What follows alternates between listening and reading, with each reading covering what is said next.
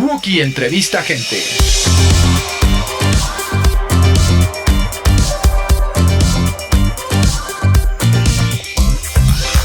Hola a todos, bienvenidos a un episodio más de Wookie Entrevista Gente. Si usted se pregunta de qué se trata este podcast, pues está en el lugar incorrecto porque el nombre debería de explicarlo muy bien. Yo soy Wookie Williams y este espacio está dedicado a platicar con personas que me parecen muy interesantes, que me parece que tienen muchas cosas que enseñarnos, que decir y que a lo mejor por cuestiones de tiempo o de espacio no están más presentes en las redes o yo no conozco tanto de esas personas y me intriga mucho saber cómo es que llegaron a donde están y que hacen lo que hacen. Entonces, hoy está conmigo Diego Barrales, a quien tal vez ustedes conozcan mejor por @aracnocosas. Es aracno_cosas. Así es. De hecho, ¿no? Sí. Pero tal vez no sepan quién es Diego Barrales. Es el hombre detrás de la cuenta. El hombre que les dice qué clase de araña y qué clase de arácnido está usted viendo y si es o no de importancia médica. Diego es biólogo por parte de la UAM. Así es. Maestro en ciencias por parte de la UNAM. Así es. Estás correcto. haciendo un posgrado también. Un doctorado, sí, en la UNAM. Un doctorado en la UNAM. Así es. ¿Cómo fue que te acercaste a las arañas? ¿Cuál fue tu primer acercamiento a las arañas? Antes que nada, gracias por la invitación, Wookie. De verdad, estoy contento de estar aquí y apoyando el proyecto que traes. Suena bastante interesante, entonces muchas gracias por eso.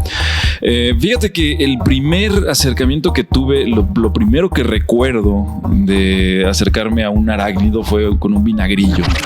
Okay. Sí, un vinagrillo es uno de los 11 órdenes, hablando en senso estricto, pues quieres platicamos de eso, de arácnidos. Digamos, los arácnidos se dividen en grupos, en grandes grupos, se les conoce como órdenes. Entonces uno de estos órdenes se llama Telifónida, son precisamente los que comúnmente conocemos como vinagrillos. Entonces una persona, un familiar que tenía yo viviendo bueno, no lo tenía yo viviendo, no, él vivía en sí, Cuernavaca. como tienes a tus arañas viviendo. A estas sí las tengo viviendo, sí. Exactamente. Vivía en Cuernavaca, me regaló un espécimen muerto, pero es impresionante, es un animal impresionante. Entonces, es feísimo, ¿no? En términos en términos estéticos, es un animal que es feo. O sea, lo ves y dices, ¿qué es eso, no? ¿Qué clase de animal podría tener esa estructura física? Pues es cuestión de los ojos, ¿no? De que lo vean. Yo, desde que recuerdo haberlo visto, siempre me llamó la atención porque es impactante, es un animal impresionante. Pero sí, definitivamente hay personas que dicen que son animales feísimos, ¿no? Y aparte de feísimos, que pues, se ven peligrosísimos. Se ven peligrosísimos. Aunque en realidad no lo son. No, de hecho no tienen veneno estos animales. Tienen la peculiaridad de que pueden expeler una sustancia que es parecida al vinagre. Es una sustancia que expelen por la parte final en una glándula que tienen en la parte final del cuerpo. Entonces esta sustancia se compone mayormente de ácido acético, lo que es vinagre. Entonces, ¿Y eso lo hacen para ahuyentar a sus presas? Para defenderse, sí. No lo hacen para atacar, digamos. Pues no, aunque fíjate que recuerdo haber leído alguna publicación que hablaba de que esta sustancia también puede llegar a reblandecer la cutícula de los artrópodos, de los insectos o algo. Entonces, si recordamos, por ejemplo, los insectos tienen una capa, un caparazón, se le llama exoesqueleto bastante fuerte. Entonces, se supone que esta sustancia podría estar reblandeciendo este exoesqueleto, pero en realidad son animales que son tan masivos, tan fuertes que no necesitan precisamente que esté reblandecido el exoesqueleto, ¿no? O sea, en realidad con sus pedipalpos pueden destrozar a su presa. Y cuando te encontraste con este ejemplar, ¿qué causó en ti? ¿Qué dijiste? Quiero más, ¿qué es esto? Causó mucho interés. De hecho, ese ejemplar me hizo llevar a cabo mi primera colección entomológica. Pues lo digo como entomológica porque la mayoría se componía de insectos y tenía solamente ese arácnido. Bueno, quizá tenía otra araña, posiblemente una araña lobo. Lo hice en una lámina de unicel. Yo tenía aproximadamente unos 9 años, yo creo. Sí, estaba bastante pequeño. Y pues se los comieron las hormigas. Sí, después de un mes de tenerla ahí en el cuarto se las comieron las hormigas. Entonces ese fue como mi primer acercamiento, pero debo de confesarte que las arañas me causaban cierto temor. Yo recuerdo que cuando buscaba estos animales los buscaba entre los pastos de donde estaba estudiando la primaria y me encontraba otro orden de arácnidos que son solífugos, se les conoce como arañas camello. Entonces me causaban cierto pavor porque estos animales eran bastante voraces al momento de alimentarse. Y también son bien peculiares, ¿no? Sí. Los camellos. Pues mira, todos los arácnidos tienen una cosa peculiar, por así decirlo. Estábamos hablando de los telifónidos que pueden lanzar vinagre. Estos que estamos platicando ahorita, las arañas camello, no tienen veneno, pero tienen la particularidad de que en la punta de los pedipalpos, que son el primer par de extremidades, tienen un tipo de ventosa. Entonces con eso pueden escalar superficies lisas. Si los pones en un frasco de vidrio, se salen. Y me pasó alguna vez, lo dejé en un frasco de vidrio sin tapa y al día siguiente ya no estaba. Sí. Esos peripalpos que no son patas, ¿verdad? No son patas como tal. De hecho, son como las manitas que tienen, que si uno cuenta de repente dices, ¿por qué esta tiene 10 patas? Porque tiene 10, así es. Sí, son extremidades, son artejos, se le conoce. En algunos casos los animales las utilizan como para auxiliarse al caminar, pero no siempre se da así. En las arañas, por ejemplo, se modifican en los machos para poder reproducirse. Ahí se encuentran los bulbos copulatorios, que son un tipo de jeringas, por así decirlo, que inyectan el esperma en las hembras. Entonces, sí, está súper loco el asunto. En los solífugos te comento que tienen esta cuestión de las ventosas. Los alacranes, los pedipalpos son las tenazas. Entonces, pues sí tienen diferentes usos, pero no son patas como tal. Oye, cuando era yo chico, hace 800 millones de años, había un programa no creo que sea Canal 2 o Canal 5, algo así, que era, se llamaba Fantástico Animal y lo conducía un tipo que se llama Fito Girón. Y yo estaba enloquecido con el programa, veía yo los animales. Entonces iba, como que de repente iba a algún viaje, iba a un zoológico o algo así. Entonces empezaba a hablar de, mira, este cocodrilo gigante tal. Y te contaba cosas que yo nunca había visto cuando estaba muy chavito y me parecía así. Yo decía, este es mi futuro. Yo quiero dedicarme a esto. Quiero ser veterinario, zootecnista, lo que sea. Me encanta. Y pues en algún punto esa idea pues, se quedó en la idea y la abandoné por completo. Sí. ¿Cómo es que tú, pues de ese interés que se generó, llegaste a estudiarlo y ahora dedicarte a eso?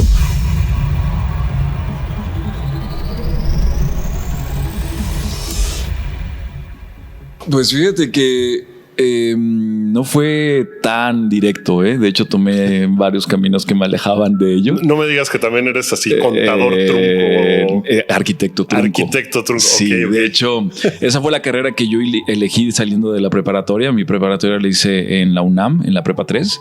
Salí y estuve en CU estudiando arquitectura, solamente que también entré a trabajar a la par. Entré a trabajar y pues estaba joven, tenía dinero, tenía posibilidades de estar haciendo otras cosas y se me hizo fácil salirme de la carrera, que aparte me gustaba bastante, pero no me llenaba, ¿sabes? Entonces me salí de la carrera. Y en el lapso que estuve trabajé en una paraestatal. También tuve mi época de oficinista, o sea, está bastante truculento el asunto. En el lapso que estuve trabajando, me empecé a acercar más a la biología. Siempre me gustaron los animales, siempre me gustó el campo, siempre me gustó andar en los cerros y demás, pero nunca lo había visto como una opción para dedicarme, ¿sabes? Pero en ese lapso me estuve acercando a lo que fue la Colección Nacional de Arácnidos. Estuve ahí como voluntario durante un buen tiempo, unos 2 años. ¿Dónde está esa colección? En el Instituto de Biología, en la UNAM, hacia ahí en Ciudad Universitaria. ¿Se puede visitar? Sí, se puede visitar, solamente que se tiene que pedir permiso.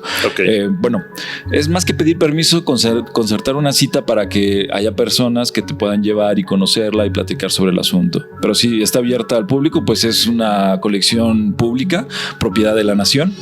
Entonces sucedió que esta paraestatal la cerraron y nos dejaron en la calle a cerca de 30,000 trabajadores. Y pues yo me encontré justamente en la dinámica, ¿no? De qué voy a hacer ahora. Voy a buscar trabajo, voy a seguir trabajando en esto que pues la verdad no me está llenando, o voy a buscar hacer algo que realmente me gusta. que era ya la cuestión de la biología de los arácnidos, y empecé entonces a estudiar como tal biología. Mi interés era, pues, obviamente quedarme en la UNAM estudiando la licenciatura ahí, pero por cuestiones precisamente de lo que ya tenía de historial dentro de la UNAM, pues no se me permitió y accedí a la UAM. Entonces sucedió también que a la par de que empecé a trabajar que empecé a estudiar biología en la UAM, el curador de la Colección Nacional de Arácnidos me ofreció un trabajo ahí en la colección como básicamente técnico de la colección, y pues no se podía pedir más, ¿no? Era la oportunidad esperada de estudiar biología y a la par estar en un laboratorio donde estaban los arácnidos que me gustaban. Pues entonces caí en blandito en ese momento, y pues de ahí se fue dando todo de una manera pues casi que consecuente. Terminé la carrera precisamente ya con unos 4 años de experiencia ahí en la Colección Nacional de Arácnidos. Empecé la maestría, terminé la maestría y después empecé el doctorado. Entonces básicamente desde que empecé la carrera de biología estuve relacionado con cuestiones de arácnidos ya de una manera más técnica, de una manera más dirigida, porque antes de ello pues sí me gustaban los arácnidos y estaba en un nivel de aficionado, ¿no? Entonces así fue como llegué yo precisamente a esto, y bueno, en este momento estoy en esta cuestión de la difusión de la ciencia, que también me gusta bastante, y pues en eso andamos. Debo decir que Diego nos hizo el favor de traernos un par de arañas violinistas que están muy bien encapsuladas, entonces las estamos viendo. ¿Qué elegante es? No sé si hay diferencia. Una es macho, una es hembra, las dos son machos. ¿Cuál es la diferencia? Las estoy viendo, una está en una cajita de Petri y el otro está en un tubito. En un vial de cristal. Mira, no las he sexado. La que está en el vial, la que es pequeña, seguramente, no sé, es un juvenil, es difícil sexarlos en ese momento. Y la que está en la caja de Petri, no sé si sea una hembra o puede ser también un macho juvenil, porque de hecho crecen un poco más. Es que una es considerablemente más grande que la otra, ¿no? Sí, entonces están grandes en este momento porque pues se comió un grillo bastante grande. De hecho, ahí está el cadáver del grillo. Fíjate, estas arañas tienen una historia interesante. Fueron colectadas aquí en la Ciudad de México. Se colectaron en el sur de la Ciudad de México, donde hay registros ya, digamos, un poco comunes de estas especies, de esta especie en particular. Es los Loxosceles mixteca. Entonces, son endémicas de México. O sea, mira, ¿existen México aquí desde hace mucho o es una especie introducida recientemente? Fíjate que eso es todo un tema, la cuestión de las arañas violinistas.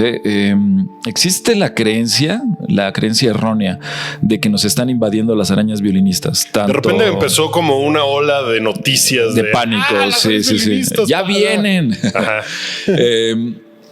Pero lo que no se sabe es que México es un punto de distribución, todo el país, para el género Loxosceles. Okay. O sea, México tiene registro de 37 especies del género Loxosceles y están bien distribuidas en toda la República Mexicana. El género se compone de más de 100 especies distribuidas a través de todo el mundo, pero México tiene un buen compendio de estas especies. Y la pregunta de que si esta especie se encuentra o no de manera natural en la Ciudad de México, no sabemos todavía. Se están realizando estudios respecto a eso para saber si está muy relacionada con alguna especie que esté fuera de la Ciudad de México y que haya podido llegar como una especie invasora, o si se encontraba aquí de manera natural desde pues el desarrollo de la misma especie, ¿no? Uh-huh. El que se esté pensando que las arañas violinistas están invadiendo la Ciudad de México es un artefacto. Pienso yo que es un artefacto de observación. Antes de que tuvieran todo este sobrenombre, este renombre de animales potencialmente peligrosos, pues nadie realmente pensaba mucho en las arañas. O sea, pensabas en una araña capulina, que es las que relacionamos con peligro, pero más allá de eso no. La capulina es la viuda negra. La viuda negra. Así es. Entonces, ahora que se ha dado todo este boom de la araña violinista y las imágenes grotescas que siempre llegan con el nombre, la gente ha puesto más atención a estos animales. Entonces, pienso yo que siempre estuvieron ahí, que es muy posible que siempre han estado ahí, pero que la gente ahora les esté poniendo atención y las esté fotografiando. Entonces, a la cuenta sí llegan algunas fotografías de estas arañas, no son tan comunes, pero sí llegan fotografías, tanto aquí de México como de otros países, y de repente la gente dice, oye, pues como que ya empieza a haber más avistamientos de arañas violinistas, ¿no? O sea, ¿qué pasa? ¿Nos están invadiendo? Y pues no, básicamente lo que sucede es de que hay una mayor atención sobre este organismo. Entonces, puede ser un artefacto derivado de eso, pero bueno, cuando se sepa, cuando se tengan los resultados de esta investigación que se está llevando a cabo en Tlaxcala, pues podremos saber si ya estaban aquí o si llegaron invasoras de otro lugar. Hablando de invasoras de otro lugar, tengo una pregunta en dos partes. La película Aracnofobia. En esa película que salió cuando yo estaba en secundaria y era así como de ¿no? Llegabas con alguien y le hacías con la mano en la espalda como si fuera una araña caminando. Entonces todo el mundo estaba en pánico por ese rollo y tal. En esa película sucede que es una araña invasora que traen del Amazonas. Bueno, llevan a Estados Unidos del Amazonas, que se va en un cadáver, ¿no? Se va en un ataúd. Y de repente llega y como que se cruza con otra especie local. Y de repente ya es una cosa así monstruosa y están por todos lados, son mortales, son terribles. ¿Qué tan sencillo o difícil es que una cosa así llegara a pasar? Que haya un elemento invasor, porque sé que con muchos otros animales, por ejemplo las boas, el pitón burmés que en Florida, ¿no? De repente ya está, o las carpas que también las de repente tilapias, uno echa y ya hay millones y se comen a todas las demás especies. Claro. Con las arañas, ¿qué tan? Te voy a decir porque te pregunto esto. Hace unos meses fui a la India. Sí. Mi suegra vive en San Andrés Totoltepec, al sur de la Ciudad de México, que pues es medio cerro, hay muchos animales. Sí. Llegando allá la primera noche, abre su maleta, se saca unos pantalones para ponerse y cae un alacrán.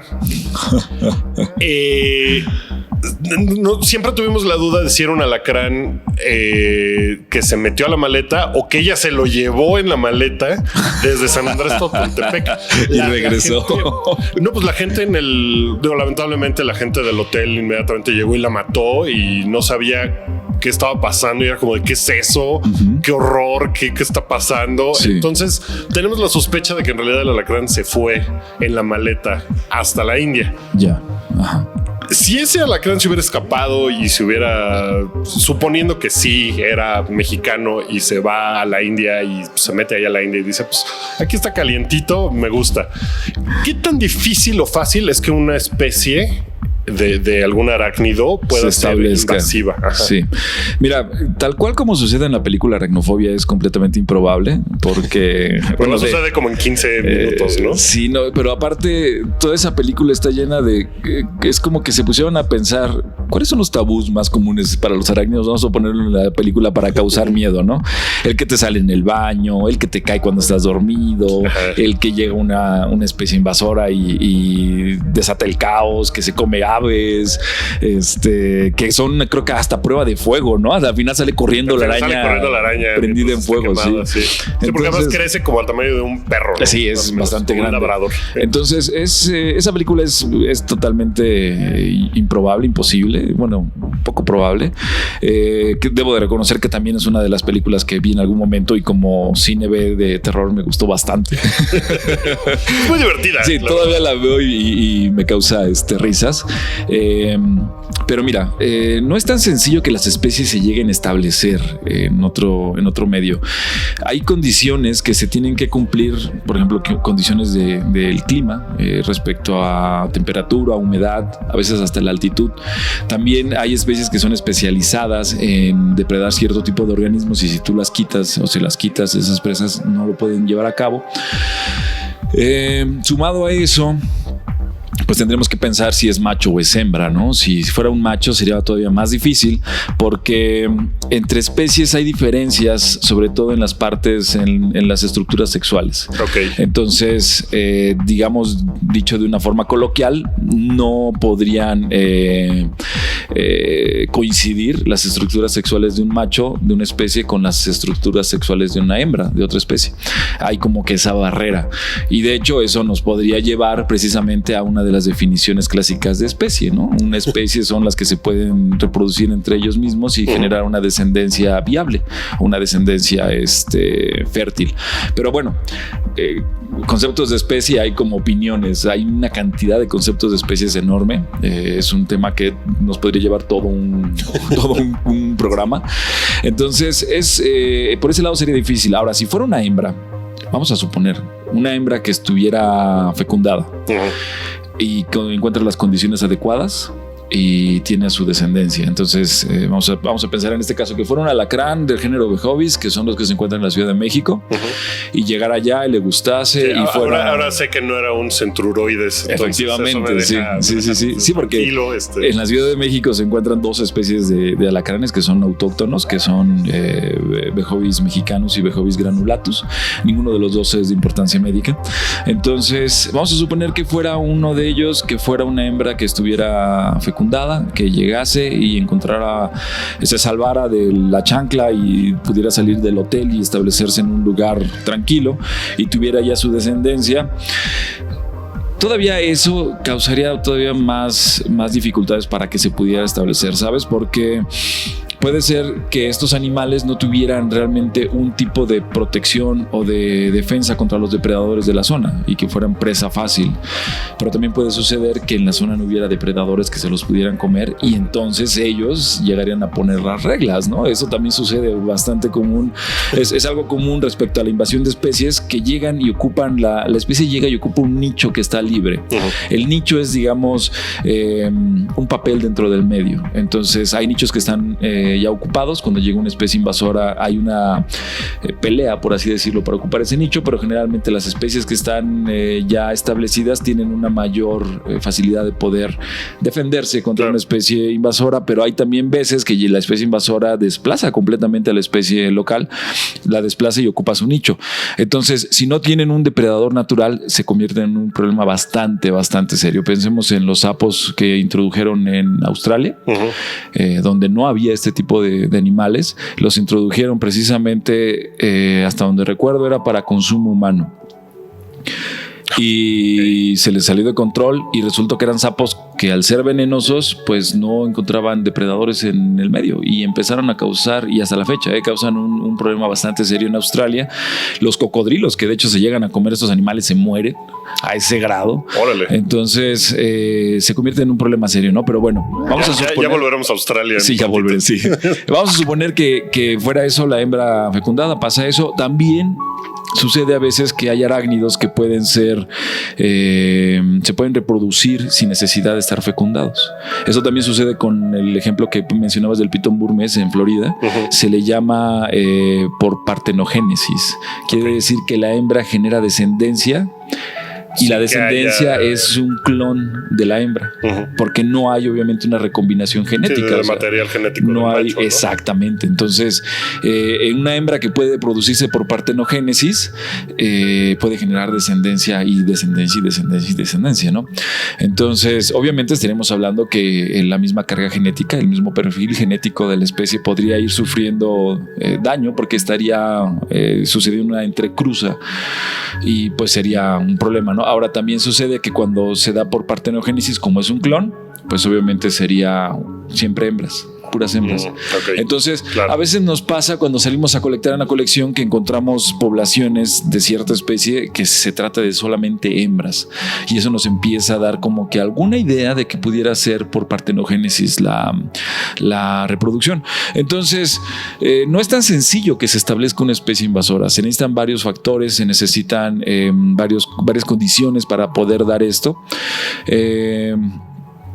Sobre todo esta cuestión de los depredadores y de las presas. Eso es fundamental, porque pues sin la presa o siendo la presa de alguien más, pues es ya más difícil, ¿no? Entonces, lo que sucede aquí en la Ciudad de México sí es difícil saber si llegó como una especie invasora o no. Y bueno, o sea, cuando se comenta eso de que las arañas violinistas están invadiendo la Ciudad de México o el país de México, bueno, tenemos que recordar eso de que son nativas, que hay varias especies nativas endémicas de la República Mexicana y que no hay como tal un proceso de invasión. Ok, o sea, no es como que las arañas violinistas de repente ya acabaron con una población de arañas de aquí. Así es. Sí, es difícil. Aparte porque, bueno, las arañas violinistas están depredando en su mayoría insectos, no tanto como arañas. No se tiene como un registro de que sean potenciales depredadores de otras arañas, pero, por ejemplo, sí hay registros de otras arañas que son endémicas en la Ciudad de México, que es la araña escupidora del género Citodes, que sí se tiene el registro de que son depredadoras de otras arañas, incluidas las violinistas, ¿no? Okay. Entonces, son un complejo de relaciones ecológicas bastante interesante. En realidad, cada una de estas entidades, cada una de estas especies representa un punto de relación ecológica con otro y, bueno, con el medio como tal.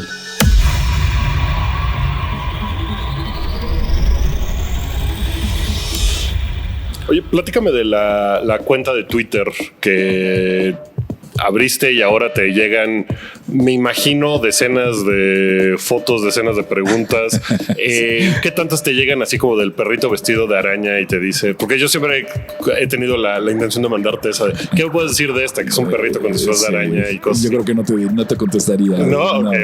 Mira, te llegan muchas de esas. No, afortunadamente no, pero también es parte de lo que he tratado de mantener respecto a la cuenta. La cuenta es un lugar donde se están exponiendo casos reales. Generalmente cuando llega alguna cuenta que quiere hacerse chistoso de, oye, mi suegra es venenoso, ¿no? Generalmente no se le da seguimiento porque... Lo vieron un perrito, era como... Porque si te das cuenta, y como bien mencionas, hay una cantidad de consultas al día bastante grande y a veces me toma bastante tiempo el poder responderlas a todas, y el estar dándole tiempo a este tipo de consultas pues le quitaría a una consulta real, ¿no? Claro. Entonces, aparte de eso, he tratado de mantener un perfil un poco serio, por así decirlo, para darle también el tipo de respaldo a las respuestas. La idea precisamente de crear esta cuenta fue tener un espacio que pudiera ser creíble, que tuviera veracidad y que pudiera realmente ayudar a las personas, porque en realidad las redes sociales, Twitter, Facebook, yo creo que hasta Instagram, llegan a tener presencia de personas que pues están tratando los temas, pero a veces no tienen la seriedad o el respaldo, y se vuelve entonces pues básicamente un chacoteo o en un punto donde se están reproduciendo mitos incorrectos, ¿no? Entonces, otra de las características de la cuenta es que es una cuenta apolítica. Ahí no trato absolutamente nada de política y no le doy entrada a ningún tuit de política que en algún momento han tratado de hacer. No se les da seguimiento porque pues también la divulgación de la ciencia tiene que ser algo completamente objetivo, ¿sabes? Algo que no tenga color, que no tenga partido, que trate siempre de estar por las cuestiones veraces y tampoco que tenga creencias, ¿no? La ciencia no es de creencias, la ciencia es de hechos. Claro, a esta araña no le importa si eres católico o si quién está en el gobierno. Exactamente, sí. Entonces, también si nosotros empezáramos a darle un tipo de trasfondo político o religioso a los temas, pues tendríamos también un sesgo que impediría que ciertas personas se acercaran, ¿no? Y también si de alguna manera yo tuviera una posición política en la cuenta, pues de alguna forma también podría estar dejando de atender ciertas consultas de ciertas personas que pues no coincidieran conmigo. Entonces todo eso está exento en la cuenta, todo eso no se presenta en la cuenta. Esto es una cuestión propiamente de aracnología y pues de tratar de ayudar precisamente a las personas que llegan con este tipo de consultas. He visto que muchos tweets te ponen, antes hubiera yo matado a esta araña, pero ahora he aprendido, ya no la maté, ya la reubiqué, sí. Cosas así. ¿Cómo te hace sentir eso? Pues mira, eso es bastante reconfortante. O sea, cuando leo ese tipo de mensajes realmente es un aliciente y es como inyectarle también más energía a seguir haciendo esto, ¿no? Lo común siempre va a ser que la gente reaccione de una manera adversa ante un arácnido, que lo primero que haga sea soltar el chanclazo, el librazo, el raid, ¿no? Algo por el estilo para matarlas. Pero como te decía hace un momento, estos organismos son importantes para las relaciones ecológicas. Entonces, más allá de que si me puedan gustar o no y que todas las arañas las vea bonitas, tienen un papel importante en el medio, ¿no? Y el estar en esta cuenta, al estar ahorita ya con este nivel de penetración en el universo de Twitter, es genial porque me da un punto donde puedo estar exponiendo precisamente esto, ¿no? De la importancia de estos animales, y el estar leyendo ese tipo de mensajes es genial porque pues de los casi 30,000 seguidores que tiene la cuenta, si pues el 10%, si quieres, el 5%, hasta el 1% puede cambiar del estar metiendo chanclazos al estar reubicando los animales, pues es ya un gane, es un avance increíble. La mejor forma de reubicarlos es con la onda vaso y hoja de papel. Sí. Ok. Sí, mira. Sea la que sea. Sea la que sea, sí. Hay algunas arañas que simplemente no son necesarias reubicar, por ejemplo las patonas que encontramos en el techo de la casa. También las arañas saltarinas yo las dejaría en la casa. Bueno, yo dejaría en la casa todas las arañas, de hecho. Hasta las violinistas, ¿no?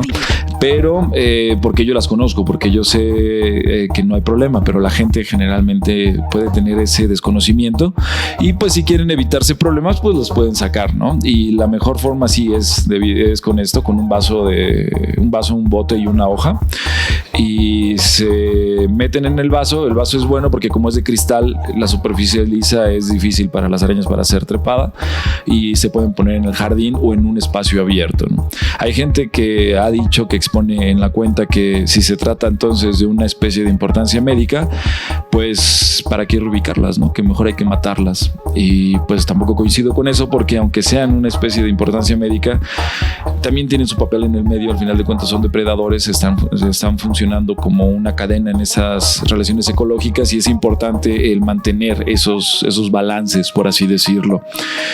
Todos los arácnidos son tímidos. Los alacranes llegan a ser un poco nerviosos cuando se sienten en riesgo, pero por ejemplo todas las arañas prefieren huir antes de morder. Entonces los accidentes que se llegan a dar son precisamente porque se llegan a sentir ya arrinconados o atacados. Generalmente cuando nos ponemos la ropa o los zapatos, si hay una araña adentro y la presionamos, pues entonces va a sentir peligro y va a reaccionar mordiendo, ¿no? Claro. Entonces por eso es importante cuando se llegan a presentar casos de distribución, por ejemplo de una araña violinista o de un alacrán o de una viuda negra, pensando en los arácnidos de importancia médica en el país.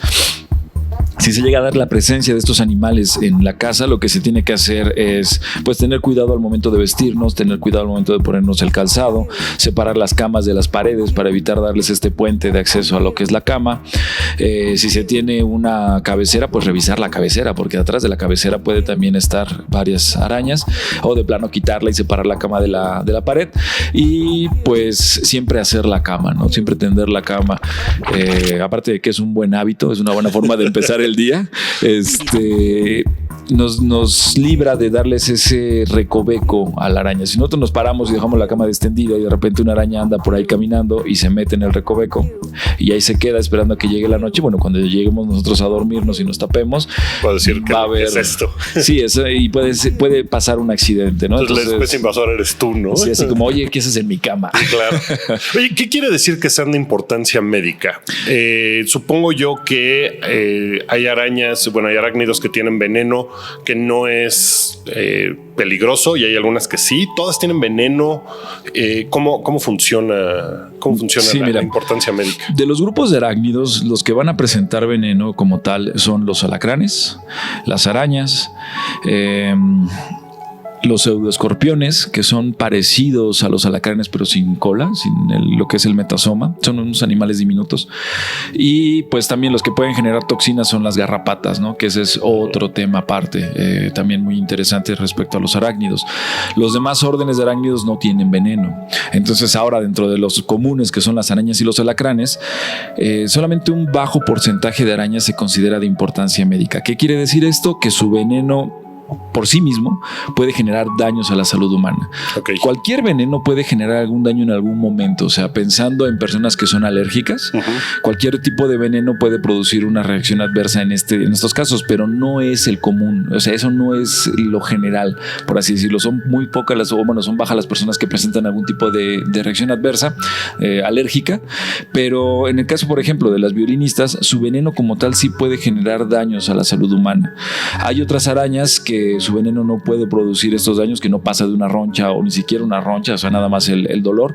También hay alacranes que los que estábamos, por ejemplo, mencionando hace un momento, los de la Ciudad de México, que su veneno no produce más allá de dolor y un poco de irritación en la zona. Lo sé porque me han picado. Entonces, eso significa... Más o menos ¿cuánto está picado? ¿Un alacrán? Pues un arácnido. Mira, no me ha mordido ninguna araña. Hasta la fecha, bueno, no que yo me haya enterado. Ajá. Se me han pegado una cantidad grande de garrapatas. De hecho, ahorita estoy todavía esperando unos resultados de laboratorio porque andaba en la sierra en Sinaloa, se me pegó una garrapata y llegando tuve algún tipo de reacción, un síntoma medio extraño que se relaciona con enfermedades que transmiten estos animales. Entonces fui al Hospital de Enfermedades Tropicales de la UNAM a que me hicieran los estudios pertinentes para, pues, si en dado caso me transmitió algo, pues que se me atienda de una vez, ¿no? Sí. Gajes del oficio. Y alacranes, bueno, me ha picado una cantidad enorme de alacranes durante mi profesión, por así decirlo. Afortunadamente, ninguno de importancia médica. Solamente hubo un caso de un alacrán zombie que me picó. Alacrán zombie. Suena increíble. Sí, ¿no?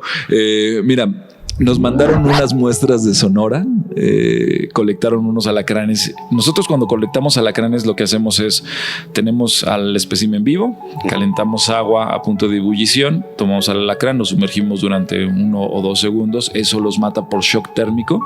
Es una manera, entre comillas, humana, ¿no? de sacrificar estos animales, que se sacrifican precisamente para estudios taxonómicos y moleculares.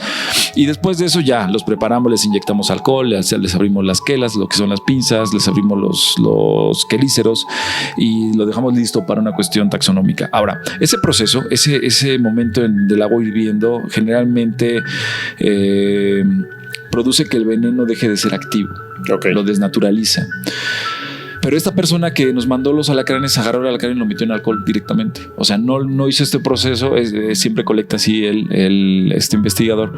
Lo metió así simplemente y nos lo mandó. Tenía como una semana de muerto el alacrán. Cuando yo lo saqué y empecé a manejarlos precisamente para prepararlos, me pinché el dedo índice de la mano derecha con el aguijón. O sea, él no te picó. Yo me piqué. Tú le diste un dedazo, claro, en el aguijón. Ándale. Entonces... Okay. Pues digo, me ha pasado varias veces en la colección esto que te comento, pero la reacción que tuve fue la primera vez que lo sentí. Empecé con un hormigueo, después empecé con un dolor en el dedo. El hormigueo y el dolor me empezaron a avanzar para la mano, después empezaron en el antebrazo y ya cuando llegaron al antebrazo dije, bueno, si llega al hombro, me voy al médico. Pero suena como una buena idea. Sí, afortunadamente no pasó. La cantidad de veneno que me pude haber inoculado yo no fue lo suficientemente grande como para producir algún tipo de daño. Y bueno, quedó como la anécdota, ¿no? del alacrán zombie. Es la única vez que he tenido algún problema de interés médico. Bueno, si no contamos esto que te platiqué de la garrapata en estos días. ¿Qué clase de alacrán era? Era un Centruroides sculpturatus, que son los alacranes le dicen Bark Scorpion, de allá de Sonora y de Arizona. Sí, son bien grandes, ¿no? Pues no son tan grandes, pero sí llegan a ser bastante tóxicos. Sí están dentro del top 10, por así decirlo, de los alacranes más venenosos de México. Entonces, son animales bastante bonitos, ¿no? Y bueno, sí tuve ese incidente, pero fuera de eso no he tenido más incidentes con estos animales.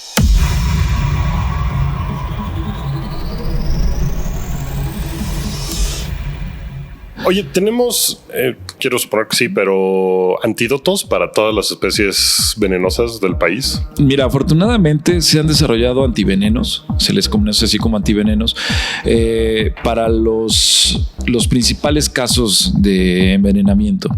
El antiveneno para el alacrán se llama Alacramim.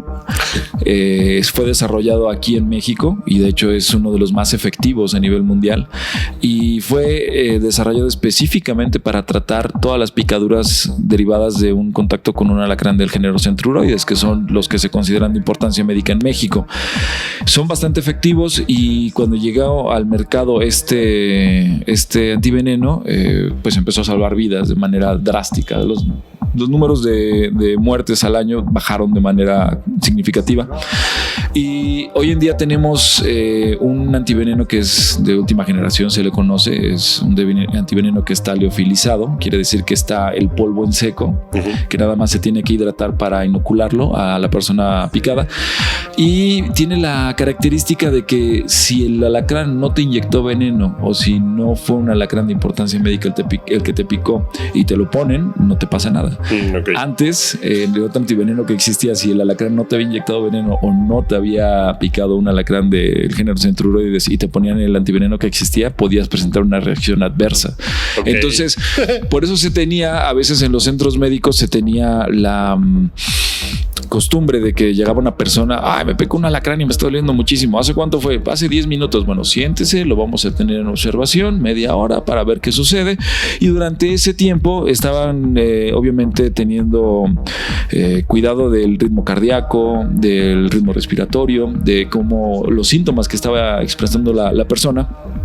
Cuando se envenena a alguien o cuando un alacrán envenena a una persona, un alacrán de este género que tiene un veneno neurotóxico, los síntomas son calambres, dolores muy fuertes, sudoración, dolor abdominal, dolor de cabeza, y empieza a existir una oclusión, se empiezan a cerrar las vías respiratorias. Entonces empezamos a sentir la lengua dormida, empezamos a sentir dificultad para respirar, y en ese momento sabemos que el envenenamiento es grave y que se tiene que colocar un antiveneno precisamente para evitar que haya una muerte por un envenenamiento, un fallo sistémico en el cuerpo, ¿no?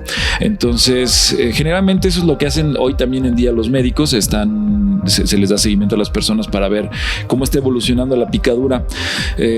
Algunas veces se comenta, no, es que el alacrán decidió no inyectarte veneno. No funciona tan de esa forma, ¿sabes? Los alacranes y todos los arácnidos que producen, todos los organismos que tienen veneno o ponzoña, producen este cóctel de proteínas para una cuestión alimenticia y de defensa. Entonces lo que hacen es, producen esa sustancia que biológicamente hablando es bastante costosa, o sea, producirlo no es sencillo. Y hablando de un alacrán adulto, vamos a suponer un alacrán del género Centruroides, se encuentra una presa pues que sea apetecible, la sujeta con los pedipalpos, con las pinzas, y empieza la batalla, ¿no? La presa quiere huir, el alacrán la quiere retener y empieza a picar a la presa el alacrán. Le da un picotazo, le inyecta veneno, la presa sigue activa, el alacrán sabe que tiene que inmovilizarla, lo vuelve a picar y vamos a suponer que lo pica hasta que se queda sin veneno, porque el veneno que tenía en la glándula, precisamente veneno, se utilizó todo. Entonces este alacrán se alimenta, y si sucede que 20, 30, una hora después nosotros nos encontramos con ese alacrán y tenemos un incidente y nos pica, pues el alacrán no tiene veneno que inocular. Claro. Se tarda aproximadamente 15 días en generar o regenerar todo el veneno. Wow. Entonces esto también es importante. Cuando nos pica un alacrán, pues no siempre significa que va a inocular veneno, no siempre significa que vamos a tener un problema de envenenamiento, pero siempre es bueno tener ese tipo de consideraciones, o sea, de estar al tanto de cómo vamos nosotros evolucionando para saber si es o no es necesario una atención médica, ¿no? Entonces, respecto a los alacranes, existe ese antiveneno que se llama alacramín. El otro animal de importancia médica respecto a las arañas es la viuda negra. Se encuentra también un veneno producido por el mismo laboratorio, que es el laboratorio Silanes, que se llama Aracmin. Sí, está como bastante bastante obvio. Sí, bastante obvio. Y funciona bajo lo mismo que te comento. Funciona bajo lo mismo, de la misma forma. También las arañas viudas negras tienen un veneno neurotóxico. Van a producir los mismos síntomas en una persona mordida. En este caso, las arañas muerden, los alacranes pican. Y en el caso de las violinistas, bueno, pues llegamos a un problema serio, ¿no? Sí existe un antiveneno, pero hay una problemática bastante compleja relacionado con estos organismos. Primero, el antiveneno estaba o está todavía descontinuado. Creo que ya se está produciendo otra vez por el laboratorio Silanes. El antiveneno se llama Reclusmin. Hablando de la araña reclusa, de Loxosceles reclusa. Entonces, hace como unos 5 años existía una producción, pues digamos que estable y adecuada de antiveneno. una cápsula te costaba aproximadamente 2,500 pesos. Hoy en día una cápsula de alacramín te cuesta aproximadamente 800, 900 pesos. Y después se dejó de producir. No sé exactamente por qué. Eso las personas del laboratorio Silanes tendrían que tener una mejor idea, pero yo lo puedo relacionar con lo difícil que es poder detectar, diagnosticar y tratar una mordedura de araña violinista. La mayoría de las veces tendría que ser una cosa muy obvia, como de que esta araña la estoy viendo morderme. Ajá. Y aquí la traigo y mira, es una violinista y acaba de pasar. Bueno, entonces vamos a ver si aplicamos o no el antiveneno, que lo mejor sería así hacerlo, ¿no? Para evitar algún tipo de complicación.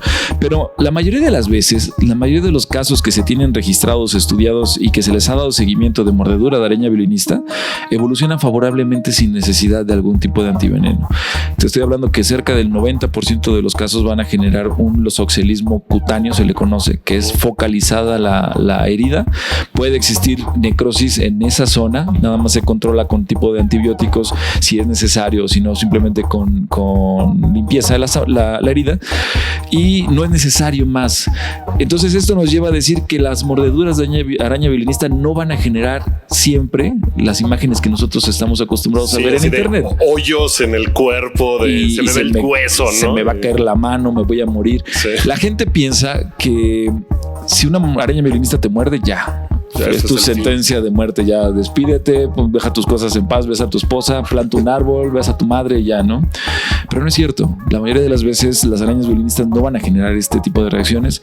El restante 10% sí se puede producir una afección que se llama losoxelismo sistémico, en el cual sí va a haber, sí se va a estar comprometido el sistema como tal, el sistema orgánico de los humanos, por las reacciones de este veneno. Pero todavía dentro de ese losoxelismo sistémico, la tasa de mortalidad es bastante baja, o sea, es menos del 5%. Entonces, si te das cuenta, es primero una araña que no es tan mortal. Después, el tipo de afección que produce esa necrosis en la zona puede ser confundida o puede también ser producida por otras afecciones cutáneas. Hay cerca de 40, un poquito más de afecciones cutáneas dermatológicas que producen una herida de ese tipo.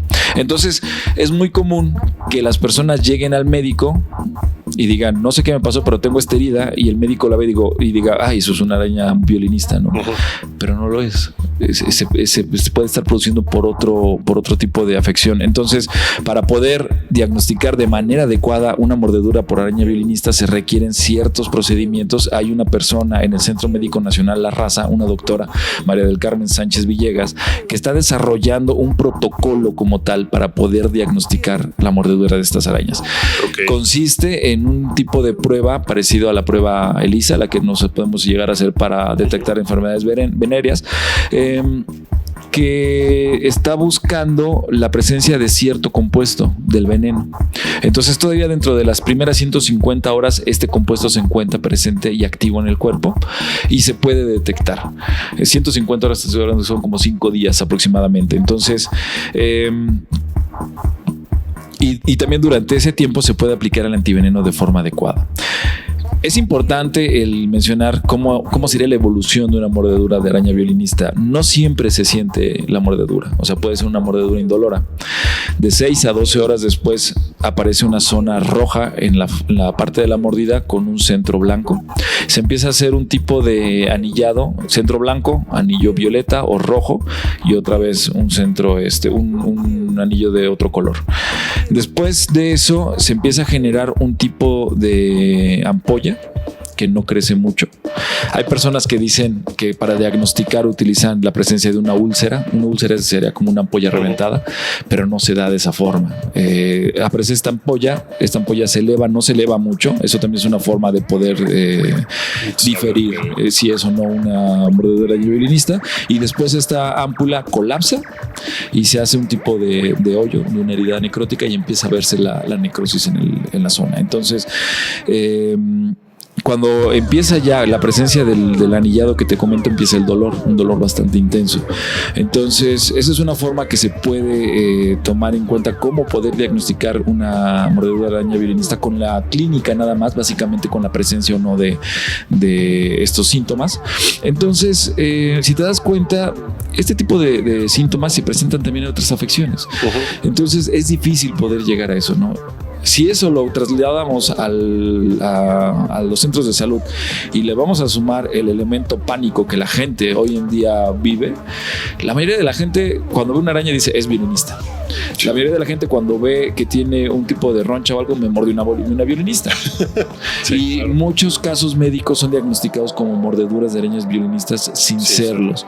Entonces, eso produce que si estuvieran, digamos, disponibles de manera libre, de manera fácil los antivenenos, pues que a cada rato estuvieran poniéndose en la gente, ¿no? Para casos que no se necesitarían. Pienso yo que esa problemática llevó a que se descontinuara la producción de veneno. Ahora, han existido casos que han sido llamativos en la prensa de defunciones, sobre todo de niños, que se les culpa a las arañas violinistas. Y lo primero que dice la prensa es, y se murió porque no había antiveneno. Es difícil, ¿sabes? Es difícil poder aseverar eso. Es difícil primero saber si se trata o no de una araña violinista. Realmente se necesitan cosas muy específicas. Yo no podría asegurarlo, tampoco lo podría descartar, pero esos son golpes que empieza a sufrir tanto la Secretaría de Salud como Laboratorios Silanes de por qué no hay estos antivenenos, ¿no? Puede ser que entonces ya hoy en día sí se estén produciendo. Por ahí me llegó una noticia de que se estaban produciendo de nuevo y que iban a tener un costo de 16,000 pesos al mercado, ¿no? A la persona. Entonces dices, bueno, ya no, creo que ya no quiero tener un antiveneno de eso. Está así como está rudo. Sí, entonces, mira, siempre lo mejor ante cualquier mordedura de araña, ante cualquier picadura de alacrán, es tratar de contener al animal, o sea, tratar de agarrarlo, estar monitoreándonos de cómo son las reacciones, y se empieza a ver una molestia de mucho dolor, de dificultad para respirar, de mucha incomodidad, acudir al médico con este animal para que de esa forma pueda existir un diagnóstico adecuado de lo que es el incidente, ¿no? Hay personas que han estado mandándome a la cuenta fotografías de heridas o de ronchas y cosas por el estilo, y bueno, yo quisiera poderlos ayudar, pero esa es una cuestión que excede las capacidades de la cuenta. La cuenta no está para diagnosticar casos médicos. La cuenta no podría yo tomar esa irresponsabilidad de decir, sí, se trata de algo que necesita atención, o no te preocupes, porque qué tal que es al revés, ¿no? O sea, yo mismo lo hice. Yo te mandé y te dije esto de algo que me pasó, y te dije, ¿esto crees que podría ser de una fuiste araña? tú. O sea, sí fui yo. Yo hice eso en algún momento porque, o sea, lo que quería yo saber era que, pues, tienes razón, excede por completo lo que podrías saber o no, y pues tu consejo fue, pues te recomiendo que vayas al médico si tienes este asunto, ¿no? Sí. Y pues sí, yo quería saber, ¿esto te suena que pueda ser una araña o será otra cosa? Ok, pues sí, entiendo que exceda por completo. Que como también de repente veo que te mandan fotos así completamente fuera de foco y que ¿qué es esto? ¿No? Y pues sí, es como de... Sí, también es algo que llega a la cuenta. Hay formas de poder diferenciar algunas veces las reacciones cutáneas, ¿no? Por ejemplo, una forma de poder discriminar entre si es o no una mordedura violinista es si se encuentran o no varias ronchas, por así decirlo, varias ampulas cercanas. Generalmente una mordedura de arácnido no va a producir muchas ronchas. Hay gente que de repente tiene muchas ronchas. Por ejemplo, eso que me estás enseñando, sí, o de repente tenemos como 4 o 5 ronchas en el brazo o en el costado del cuerpo. Los arácnidos no van a generar ese tipo de reacción. Generalmente un arácnido muerde y se va, o muerde y se muere, ¿no?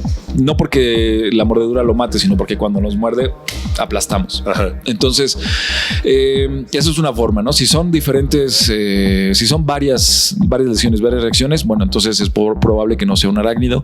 Si es como un tipo de torta, como una roncha tipo de torta, pues también es probable que no sea un arácnido, sino que se trate más bien de un mosco, y sí se puede discriminar.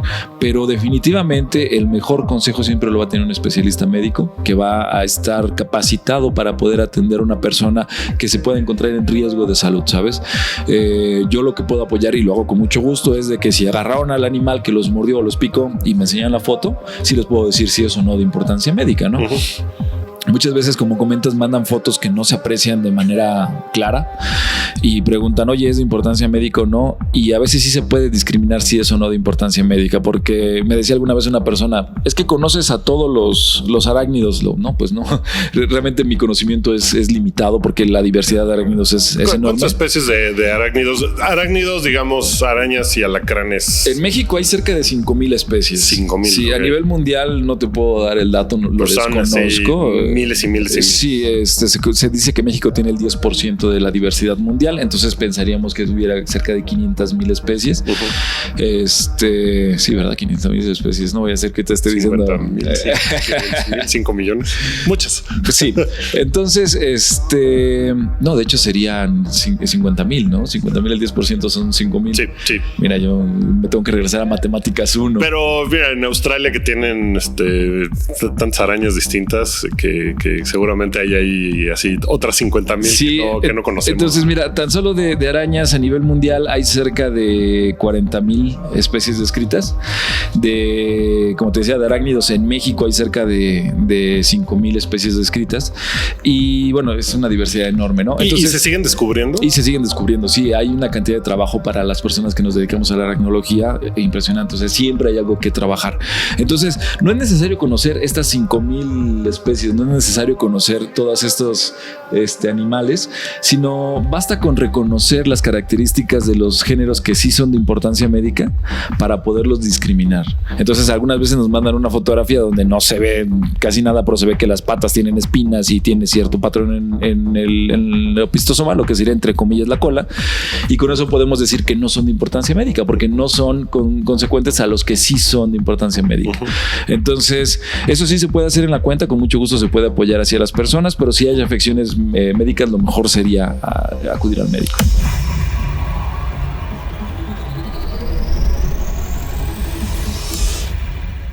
¿Cuál es tu nombre de araña favorita? Porque sé que hay unas que las nombran por celebridades y cosas por el estilo. Híjole. Pues no lo sé.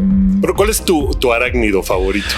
A mí me encantan las tarántulas que tienen las rodillas rojas. Ajá. ¿Se llaman? Sí, son endémicas de México. Pues también son casi maravillosas, ¿no? Son hermosísimas. Me la pones difícil porque tengo muchos. O sea, de arañas pienso en todas las que son de la familia Sparacidae, que son conocidas como arañas cangrejo gigantes, son arañas cazadoras gigantes que llegan a ser bastante grandes. Hay un género en Sudamérica que se llama Polibetes, que es bastante bonito. O por ejemplo, también las arañas conocidas como bananeras del género Phoneutria. Esas también son muy bonitas, pero en realidad son de importancia médica, ¿verdad? Esas son de importancia médica, pero no se encuentran en México, están de Costa Rica hacia el sur del continente. Okay. Sí, entonces pues no te podría dar como tal favoritos, tengo bastantes. Como que la gente siempre se va por el tamaño. No veía yo la tarántula Goliath, que es Teraposa blondi. Teraposa blondi, sí.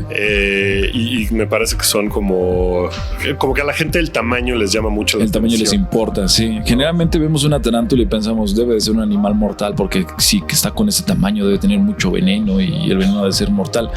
Sí es cierto que un animal grande puede tener glándulas de veneno más grandes y que tienen más veneno, pero no siempre esto significa que el veneno es de importancia médica. Por ejemplo, ninguna tarántula es considerada de importancia médica. A diferencia de las violinistas que vemos pequeñas, que son muy chiquitas y que pueden llegar a ser de importancia médica, sí. Oye, ¿pueden ser las tarántulas buenas mascotas? ¿O no es una buena idea tener una tarántula de mascota? Mira, sí es una idea pues buena, viable, por así decirlo, pero hay muchas condiciones respecto a eso, ¿sabes? Mencionabas hace un momento las tarántulas estas de rodillas rojas que pertenecen al género Brachypelma. Entonces, este género es considerado que está en peligro de extinción, en riesgo de decaimiento de sus poblaciones, porque ha sido el blanco favorito de los traficantes de animales. Recordemos que el problema de tráfico de animales a veces se puede situar por encima del tráfico de drogas, genera esa cantidad de dividendos. Wow. Es un problema muy serio, un problema que muchas veces no le damos la importancia necesaria. Algunas veces vamos en los tianguis y vemos tarántulas que están vendiendo, pericos que están vendiendo, y no conocemos que al estar un animal ahí significa que otros tantos murieron y se extrajeron del medio, ¿no? Entonces, claro, para que llegue uno a ese mercado, pues seguramente se tiene que haber muerto 20, ¿no? Sí. Entonces, Esto pasa con las tarántulas. Entonces muchas veces queremos tener una tarántula y compramos la tarántula en la tienda de mascotas que la tienen y no sabemos que necesitamos tener, bueno, que esa tienda necesita tener un permiso para venderlas, necesita tener un permiso de aprovechamiento del animal, te lo tienen que dar con varios números que son expedidos por el gobierno, que indican que son provenientes de un criadero legal que está teniendo los permisos adecuados para venderlos. Entonces, si nosotros vamos a comprar una tarántula, lo recomendable es primero preguntar si tienen los permisos adecuados por parte de Profepa, de Semarnat, si vienen de una UMA es una unidad de manejo ambiental que se pueden dedicar en este caso a criar tarántulas. En México hay varias UMAs que se dedican a esto. Una de las principales se llama Aráchnida y es un colega, no le voy a hacer, no es que le esté haciendo promoción a él, pero en realidad... Pero está muy importante saber que tienen que venir de un lugar certificado, ¿no? Y es una persona que se ha dedicado a las tarántulas, hizo su doctorado con precisamente las tarántulas mexicanas del género Brachypelma, y aparte de eso lleva un proyecto muy interesante de reintroducción y protección de estas arañas en Guerrero. Entonces, lo mejor siempre será el comprar estos animales provenientes de un lugar así, porque de esa forma estamos apoyando la presencia de estos animales en nuestro país, la protección de estos animales, y también estamos apoyando proyectos de reintroducción. Una vez dicho esto, sí, una tarántula es un buen animal que podemos tener como, entre comillas, mascota, porque en realidad la tarántula nunca te va a reconocer, nunca te va a mover la patita, nunca te va a dar la pata. Pero son animales, las hembras llegan a ser animales sedentarios que no necesitan mucho espacio, no se mueven de manera natural, no se mueven de su madriguera. Te platico rápidamente un caso de una tarántula que estamos monitoreando en Sinaloa, que ya llevamos 5 años monitoreándola y siempre ha estado en el mismo lugar. ¿Cuánto vive una tarántula? Pueden llegar a vivir cerca de 20, 25 años. Wow. Entonces, las tarántulas son buenas por eso. Los desechos que generan, o sea, no vas a necesitar estar limpiándole el excremento a cada rato, son realmente muy pocos y pues son fáciles de alimentar, básicamente son fáciles de mantener en condiciones de encierro y además de eso son animales bastante bonitos. Y si los compras desde pequeños, como son los que te venden las UMAs, pues tú puedes ver el crecimiento, ¿no? Este proceso de muda, cómo va creciendo el animal, cómo va agarrando ciertas características y se llega a ser bastante interesante. Qué bonito.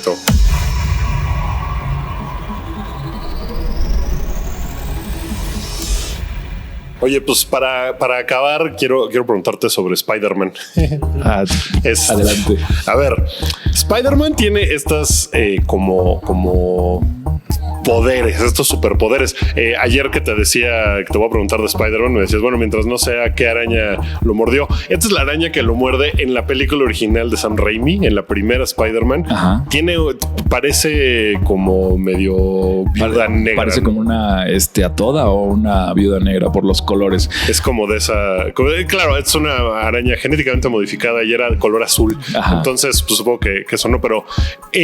por ejemplo, Spider-Man trepa edificios de cristal. Sí. Las arañas no pueden hacer eso en realidad, ¿no? En general, como me decías. O sea, las superficies muy lisas no se les dan bien. Mira, las arañas tienen en la punta de las patas, aparte de tener un par de uñas, tienen también una serie de pequeños pelitos, se le dicen como cojinetes. Y estos cojinetes, estos pelitos también acaban como en un tipo de ganchito. Uh-huh. Entonces sí le permite tener un buen agarre a la tarántula. Pero aparte de eso, estamos hablando de tarántulas, aparte de eso hay tarántulas que pueden segregar seda por la punta de las patas.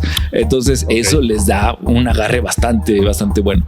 Ahora, la mayoría de las arañas, en general, los arácnidos en general, tienen esa capacidad de poder trepar lugares completamente verticales porque tienen la presencia de estas uñas, ¿no? Entonces vamos a pensar que a Spider-Man también le salió esos pelitos y demás en la mano, que se sentiría bastante raro cuando te diera la mano.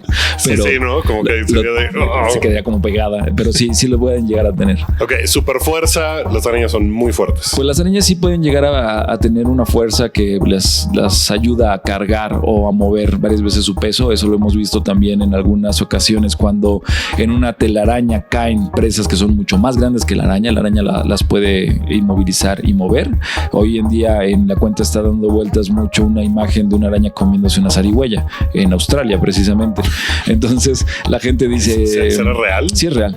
Y la gente dice, es que ¿cómo se está comiendo una zarigüeya? Nosotros ponemos la zarigüeya, la ponemos en nuestra realidad y pensamos en las zarigüeyas de México, ¿no? En los tlacuaches que son enormes y dices, pues entonces la araña debe de ser un monstruo, ¿no?